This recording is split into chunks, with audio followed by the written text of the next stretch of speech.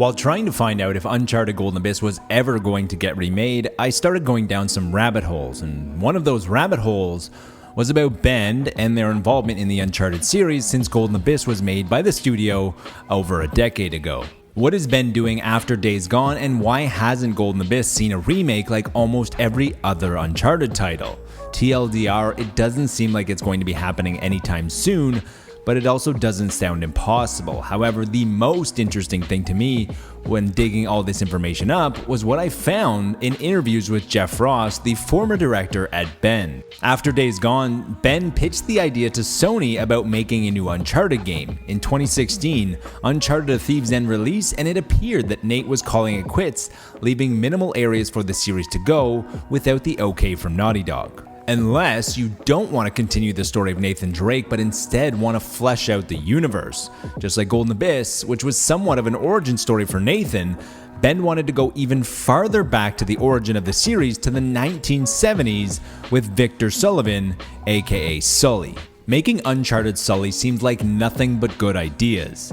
First, it keeps one of Sony's most popular IPs going with a new entry while Naughty Dog can continue to expand their portfolio. Second, Sony Bend has also displayed their competence to develop a AAA Uncharted game after making Golden Abyss for the Vita, which did quite well, and obviously Days Gone. Both of these games weren't perfect, but you could see enough potential to take a chance on the studio to create something bigger.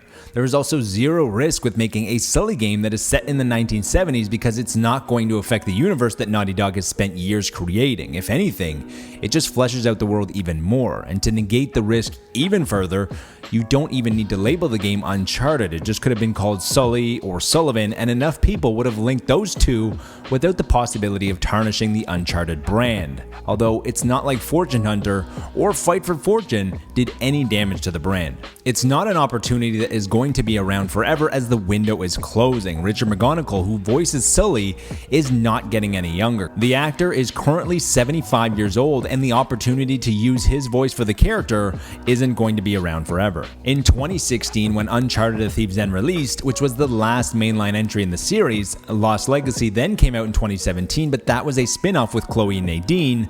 The last game that featured Nate or Sully has already been over 6 years, meaning that we are due or even overdue for a new entry in the series, and at least having something in development from Bend would have been a good idea. Combine this extended absence of the series with the success of the recent film, which did over $400 million in box office against a $120 million budget, and you have what seems like the perfect storm for Uncharted Sully to have been a massive success. Unfortunately, since Sony didn't greenlight the Bend pitch, we will never know. The only reason that I can think that Sony wouldn't have wanted this was if Naughty Dog was already working on something similar in the Uncharted universe. As of right now, the only thing that we know that Naughty Dog is working on is the multiplayer game set in the Last of Us universe. Naughty Dog is between 500 and 600 people approximately, meaning that there is no way that the whole studio is working on one multiplayer game, and hopefully the reason that Bend didn't get the approval for Sully is because Naughty Dog is already working on something even better.